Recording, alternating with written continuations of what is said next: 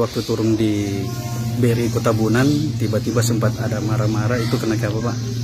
Jadi gini, saya tadi kebetulan kunjungan dengan Pak Kapolres setelah habis apel untuk operasi lilin 2020 ya, Natal dan 2021 tahun baru. Kemudian kita jalan untuk bagi-bagikan masker ke masyarakat, bantuan dari Kapolda Sulawesi Utara. Kapolres bilang di BRI Kota Bunan itu banyak orang ngumpul. Saya bermaksud datang lihat kalau mereka pakai masker. Alhamdulillah mereka pakai masker. Saya tanya, ini ibu-ibu semuanya, ada apa? Mereka bilang mau terima bantuan dari Presiden. Saya tanya, yang UMKM ya? Oh iya, 2.400.000. Nah, berapa banyak? Sekitar 125 orang. Siapa yang usul? Nah, ini yang finance, yang Estadana, kebetulan berdampingan langsung dengan BRI. Saya bilang, kenapa dia yang ngusulin? Oh iya Pak.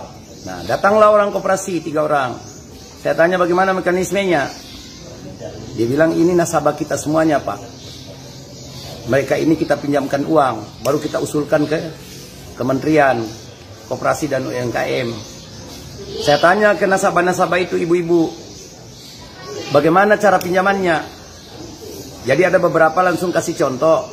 Kami pinjam 3.400.000. Nah, kemudian yang kami terima cuma 2.700.000. 700 jadi simpanan, tetap ada di Estadana. Dan mereka bantu kita urus untuk dapat bantuan dari Presiden yang 2.400.000. Nah, kewajibannya bagaimana di Estadana?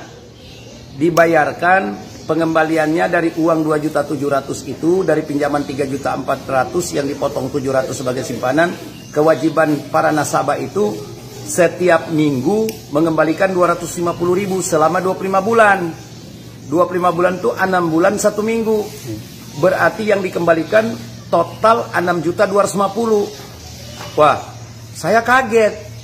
Berarti uang bantuan Presiden untuk menghidupkan ekonomi kecil dan menengah oleh rakyat-rakyat ini yang kena dampak, uang itu tidak cukup menutupi bunga dari pinjaman yang diberikan Estadana. Pertanyaannya, kenapa niat Presiden yang begitu bagus untuk membantu rakyat, kenapa Menteri Koperasi dan UMKM sebagai pelaksana teknis tidak mempercayakan kepada pemerintah atau BUMN agar tidak ada potongan atau pembayaran bunga?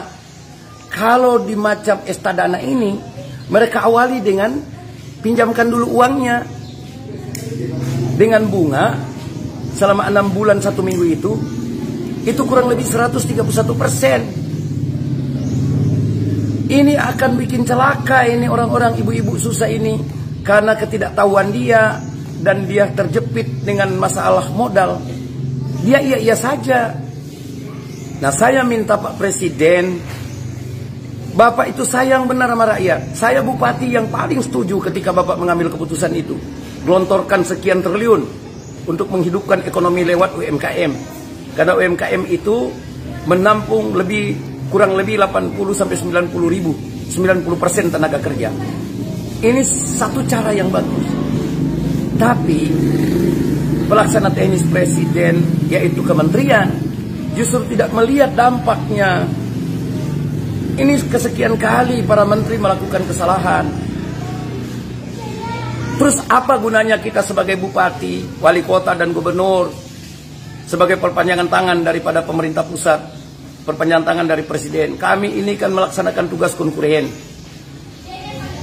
Apakah mereka itu yang di Estadana sebagai finance dengan suku bunga yang tinggi lebih tahu dan lebih sayang rakyat daripada kami? Ini kesalahan fatal untuk kesekian kalinya beberapa menteri yang kadang-kadang membuat satu kebijakan tanpa melihat dampaknya. Jadi sekali lagi saya menghimbau kepada Presiden untuk panggil lagi menteri, hentikan itu nama-nama yang diusulkan oleh usaha-usaha finance seperti Estadana dan sebagainya, koperasi-koperasi simpan pinjam dengan bunga yang tinggi. Karena mereka siasati dengan berikan pinjaman dulu. Karena kan itu nanti mereka usulkan nama-nama itu. Itu sekitar 120-an orang. Saya kaget tadi ini. Tepatnya Senin tanggal 21 Desember. Saya tadi sempat marah sama orang koperasi karena dia datang, 3 orang bilang, oh kita tidak paksa rakyat Pak. Kita malahan bantu, pinjamkan dulu. Saya tidak mau tahu dengan usahamu.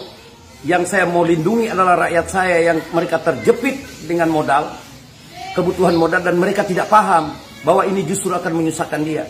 Bayangkan saja, dari pinjaman yang 3.400.000 yang dia pegang untuk dia usahakan itu, untuk modal usahanya cuma 2.700.000, dan kemudian dia wajib mengembalikan 250.000 per minggu selama 25 minggu. Berarti total dia kembalikan dari modal usaha yang 2.700.000 itu 6.250.000. Selisihnya 3.550.000. Itu 131%. Ini mau hidup bagaimana? Berarti uang yang dia terima dari presiden, kasih sayang presiden, yang niat tulus presiden itu tidak cukup menutupi bunga dari pihak finance ini. Makanya saya minta presiden koreksi lagi kebijakan menteri ini. Langsung aja kepada pemerintah daerah. Nanti kita yang lakukan pendataan terhadap usaha-usaha kecil terutama ibu-ibu. Kita kan yang punya rakyat, kita yang tahu kok. Saya heran para menteri ini selalu melangkahi bupati wali kota gitu, sebagai perpanjangan tangan pemerintah pusat. Ini kesalahan kesekian kalinya dari para menteri. Makanya kan saya banyak mengoreksi. Karena ini kepentingan negara, ini punya kita bersama. Makanya saya selalu bilang, belum tentu orang jadi menteri itu lebih paham tentang persoalan di daerah. Kita di daerah yang lebih tahu. Jangan terlalu mengeneralisir bahwa seakan-akan para bupati, wali kota, dan gubernur itu semuanya orang-orang jorok, orang-orang pencuri. Enggak lah, kita juga sayang rakyat kita.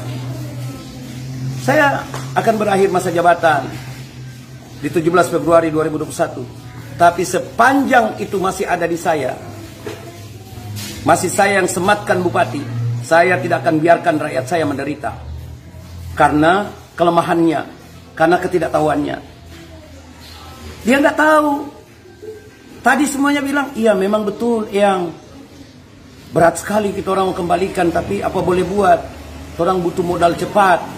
Dan cuman ini finance ini yang datang untuk membantu supaya kita orang dapat bantuan dari presiden. Saya bilang, presiden bermaksud supaya kalian tidak pinjam yang begini-begini. Karena bunganya begitu tinggi. Dalam 6 bulan 1 minggu, itu harus mengembalikan 131% bunganya. Kur saja cuma 0,9% di bank-bank pemerintah dan bank yang ditunjuk. Asli rakyat kesulitan untuk mengembalikan pinjaman pokok dan bunga, apalagi dengan begini. Sekali lagi saya minta presiden, mohon maaf, saya mengagumi Pak Presiden, langkah pikir daripada Pak Presiden mencintai rakyat Indonesia yang dalam kesulitan akibat COVID-19. Jangan nanti ini Bapak mendapatkan laporan-laporan yang baik. Ini contoh, salah satu contoh di Bolamongondo Timur. Saya tadi tidak sengaja sebenarnya, kebetulan diajak Kapolres ke situ melihat orang yang pakai masker. Setelah ditanya ternyata menerima bantuan, tapi diurus, difasilitasi oleh finance yang namanya Estadana itu, yang sudah duluan meminjamkan uang ke rakyat dengan bunga yang tinggi. Jadi itu yang bikin saya naik pitam nih. Sampai sore ini saya masih marah sekali itu. Saya tidak mau tinggalkan rakyat saya sebentar. Mereka itu menangis karena terlilit utang. Tugas kita bagaimana menjadikan rakyat bahagia, bukan harus kaya. Bagaimana rakyat bahagia? Rakyat bahagia itu bukan kaya, tapi dia mampu untuk menyelesaikan permasalahannya hari ini, dan dia mampu untuk memenuhi kebutuhannya hari ini. Karena tidak ada satu kepala pemerintahan dari zaman Nabi Adam sampai sekarang yang mampu membuat rakyatnya semuanya kaya. Tapi yang kita bisa upayakan, membuat rakyat kita bahagia. Dan saya melihat itu yang diinginkan oleh Pak Jokowi. Jangan nanti keinginan Pak Jokowi itu disalah artikulasikan oleh para kabinetnya.